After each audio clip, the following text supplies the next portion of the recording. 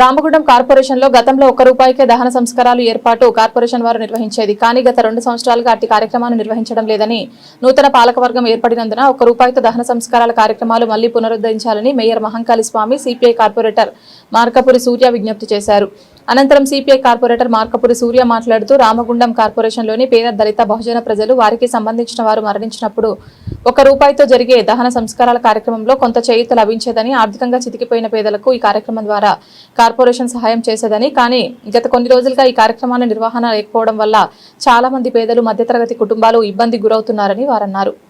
Ramagundam municipal corporation మేయర్గా ఈరోజు బాధ్యతలు స్వీకరించిన మహంకాళి స్వామన్న గారికి భారత కమ్యూనిస్టు పార్టీ పక్షాన, మా 41వ డివిజన్ పక్షాన శుభాకాంక్షలు తెలియజేస్తూ, రామగుండం కార్పొరేషన్లో గతంలో ₹1కే దహన సంస్కార కార్యక్రమాలు కార్పొరేషన్ వారు నిర్వహించేది. గత 2 సంవత్సరాలుగా అట్టి కార్యక్రమాన్ని నిర్వహించడం లేదు.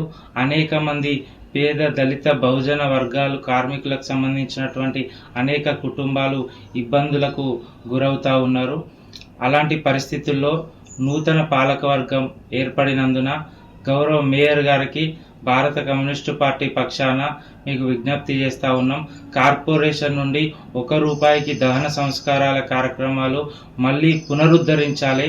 దానికి సంబంధించినటువంటి బడ్జెట్ను కేటాయించి ఈ కార్యక్రమాన్ని పునరుద్ధరించి అనేక మంది పేదలకు కార్పొరేషన్ చేయూతనిచ్చినట్టు అవుతుంది కనుక మీ ఆధ్వర్యంలో ఈ కార్యక్రమాన్ని పునరుద్ధరించాలని ఈరోజు వినతి పత్రం ఇవ్వడం జరిగింది.